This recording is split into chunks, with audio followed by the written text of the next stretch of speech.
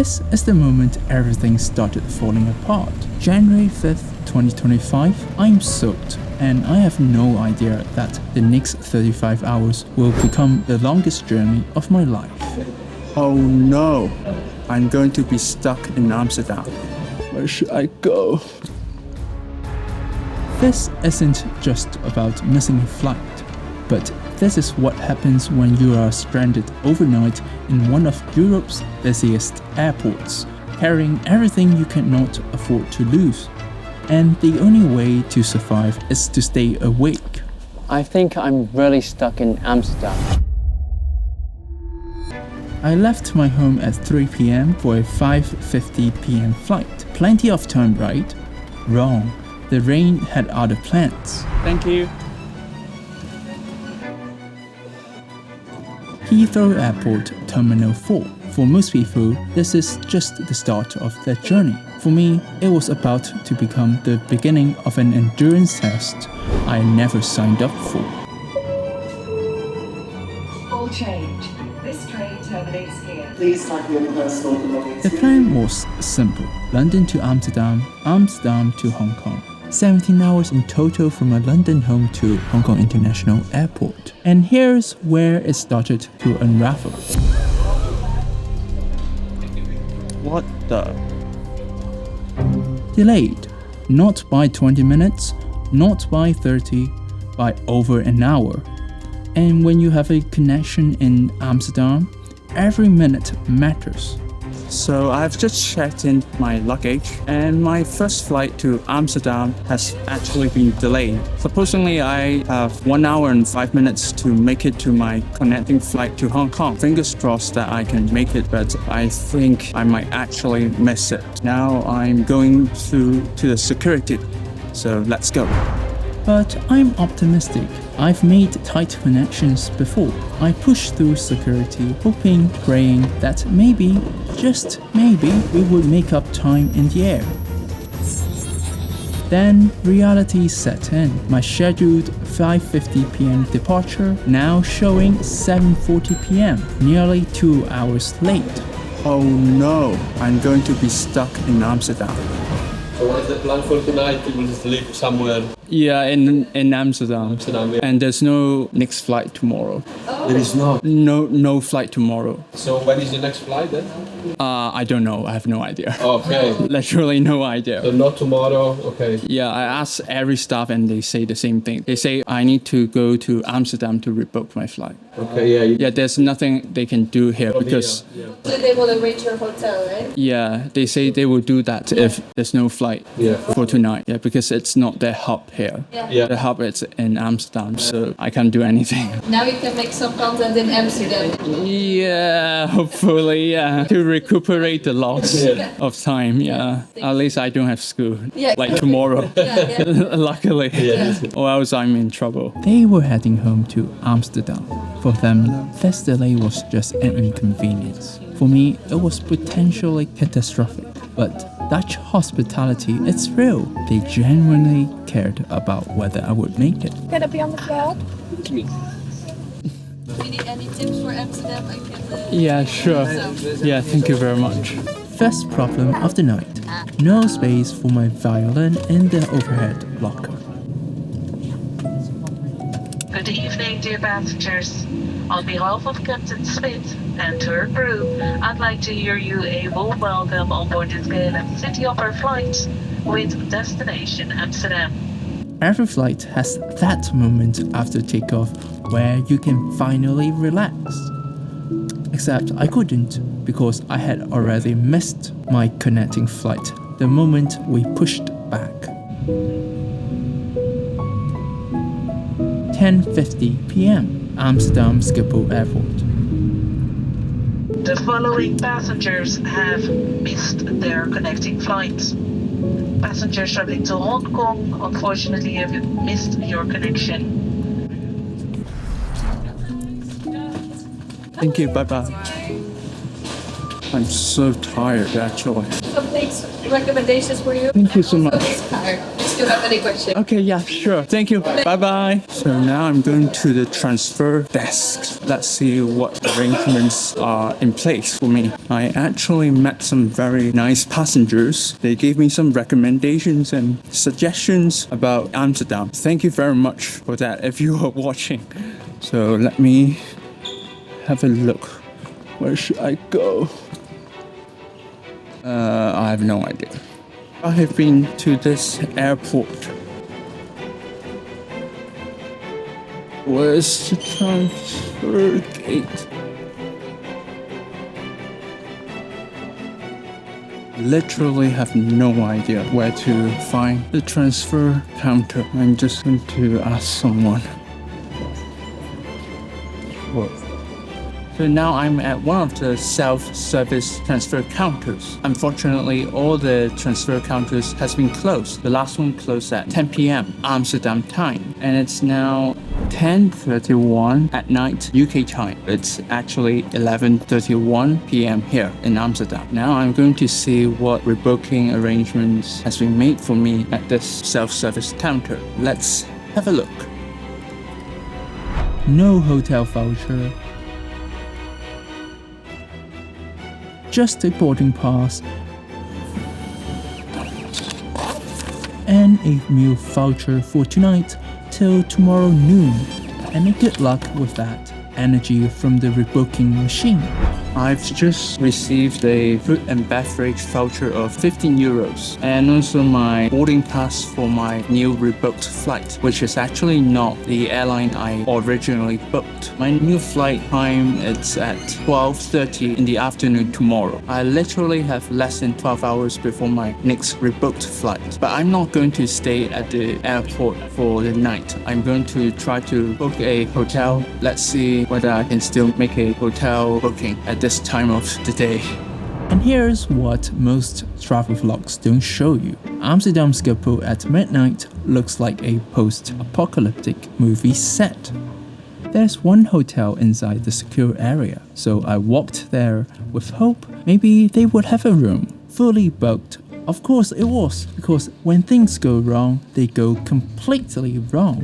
There's something surreal about being in a space designed for chaos when it's completely empty. Every gate that's normally packed with hundreds of people, empty. Every shop that's normally bustling, shuttered. This is Amsterdam Schiphol between midnight and 5 a.m. A place that processes 69 million passengers a year, reduced to echoing corridors and humming fluorescent lights. I think I'm really stuck in Amsterdam. I mean, in the airport. It is now 1:44 midnight Amsterdam time. I cannot find a hotel to stay in and sleep because it was simply too late when I tried to book a hotel stay, which means this officially becomes a no sleeping challenge for the whole midnight for another 11 hours before my rebooked flight to Hong Kong. The problem is that I cannot sleep in the airport because I have my violin here, I have my camera gear here, I have my laptop here, and I don't want to get myself robbed by someone. So I need to stay awake, and probably I can do some practice. I mean mental practice where you just read the score and listen to some recordings. And I wouldn't want to get myself into a situation where I physically practice and end up getting kicked out of the airport with no place to shelter, and it's winter, it's cold, and it's not a good situation. Let's see whether I can find somewhere bright that can keep me from sleeping. And I actually don't know what to say because this video is really unscripted, unplanned, and unexpected. And it's also my first time doing some kind of video that is so random. I chose gate E3. It had a nice view and it was the gate of my original connecting flight. It would be my home for the next 8 hours. Here's where being a musician became my survival strategy. Most people would scroll through their phones, watch movies, try to pass time. I had a different approach. Mental practice. You read the score, you listen to recordings, you imagine how your fingers move as if you are playing. You hear every note in your mind. Every shift, every bow stroke, every fingering, I worked through them in my mind, measure by measure, phrase by phrase. So while I couldn't make a sound, I was still learning, still improving, still practicing, and more importantly, I was staying awake. It is now 9:47 in the morning, so I have survived through the midnight in the airport through listening a lot of music and trying to memorize my concerto that I will be performing in less than 10 days. As a reward for my hard work, I'm going to have my breakfast now, so let's see what breakfast I can get from the airport. Let's go. Amsterdam Bread Company. At 10:30 a.m., it was like discovering an oasis in the desert. Fresh sandwiches and pastries, the first real food in 20 hours.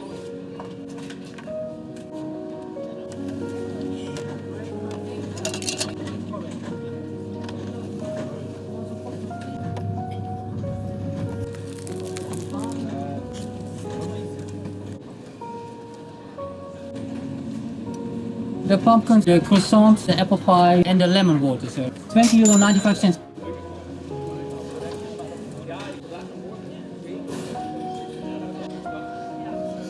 So finally, I sit down with my food. Before I start, I chose this restaurant because I like bread. So I want to try out the different bread they have. Let's get started. That breakfast costed €20.95. Quite expensive, but it tasted like victory. This combination is nice. I think this is a sourdough sandwich. It would be better if it was heated when I ordered it. This fruit water is quite refreshing. I like it actually. Croissant.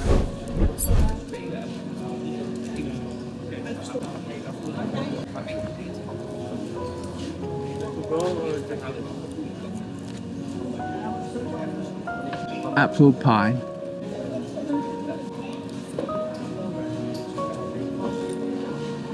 The crumble from the apple pie tastes like the Hong Kong style pineapple buns, bo lok bao. It's the first time I ate the apple pie that tastes like bo lok bao. I better go now actually because it is 11:47. Oh, 11:48. My flight is at 12:30. I better get to the boarding gate now. When I was looking out on Amazon, it was like $70. And $70. Yeah, I was reading reviews on it and everything. People said it's a good starter camera. When I create it, I'm gonna do it. I'm gonna get it going when I get home. Good camera. Just start with whatever you have. Nice to meet you. I'm Kincaid, bro. Thank you, man. Good luck to you. Bye. See you. Thank you. Oh, I saw the gate. It's closing, but there's literally so many people at the gate. I was so scared that I missed this rebooked flight. What the? So many people. And it just say the gate's closing. Goodness me. That's my ride home. Cathay Pacific Airbus A350. Is it possible to change my seat to a window seat? Because my flight was rebooked. We don't have anything. The flight is fully booked. Fully booked. Okay. Yeah. 11 hours to Hong Kong, 11 hours where I could finally sleep. And just to maintain the theme of this journey, no overhead locker space for my violin again. Aisle seat 74H, not what I had pre-selected from the original flight, but I didn't care anymore. I was going home. Thank you. Please enjoy. The meal service happened. I barely remember it. I was functioning on autopilot, waiting for the one thing I had been denied for 30 hours. And then to sleep. I slept for 8 hours straight. No dreams, no movement, just deep absolute unconsciousness until the smell of in-flight cup noodles woke me up. I woke somewhere over China. The sun was rising again, my second sunrise in 24 hours. But this one felt different. This one meant I was almost home. Breakfast service, I was human again. Rested, no longer in survival mode, just a passenger on a flight like everyone else around me.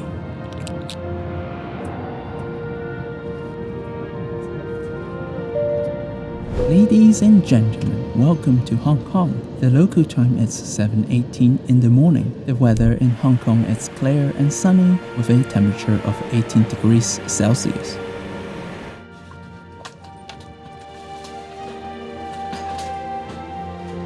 So I've just arrived to Hong Kong. And everything made it. Every bag, my violin safe in its case, my camera gear still functioning, my MacBook still containing my work.